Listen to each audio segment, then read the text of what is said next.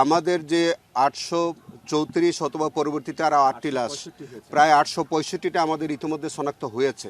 আমি তো আপনাকে পরিষ্কার বললাম যে ঢাকার সন্নিকটে একটি নদীতে একটি হাসপাতাল থেকে অনেক ডেড বডি ফেলে দেওয়া হয়েছে, নদীতে ভাসিয়ে দেওয়া হয়েছে, এই তথ্য আমাদের কাছে আছে।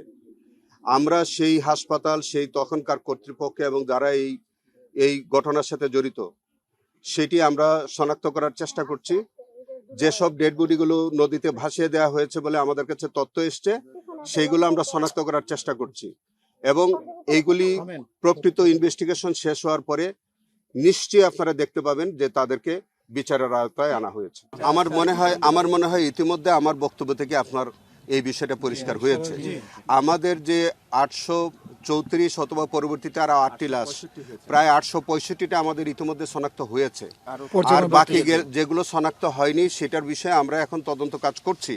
তারই মধ্যে আজকের 114টি জোরাইন কবরস্থানে, নারায়ণগঞ্জে, মাতোয়াইলে এবং মুন্সিগঞ্জে, সেখানেও আমরা শনাক্ত করার চেষ্টা করছি সেখানে কতগুলো লাশ আছে এবং সেইগুলি বা জুলাই শহীদ কয়জন, এইটি আমরা এবং নদীতে ভাসিয়ে দেওয়া হয়েছে কতগুলো, এইগুলি যখন আপনি যোগফল দেখবেন তখন দেখবেন যে 1400 থেকে বেশি হয়ে যেতে পারে।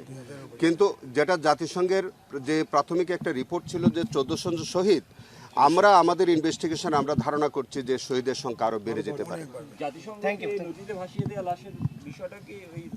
আমরা এর বিষয়ে আর কিছু বলছি না, আপনারা জেনে থাকবেন। নদীতে ভাসিয়ে দেওয়া হয়েছে অনেকগুলো মানুষকে। ওই হাসপাতাল কর্তৃপক্ষ, আবারও বলছি, সেই হাসপাতাল কর্তৃপক্ষ যারা ওই সাথে সংশ্লিষ্ট আছেন এবং যাদেরকে ভাসিয়ে দেওয়া হয়েছে এই বিষয়ে আমরা জোরালো তদন্ত কাজ চলছে। আপনারা শিগগিরই এটা জানতে পারবেন।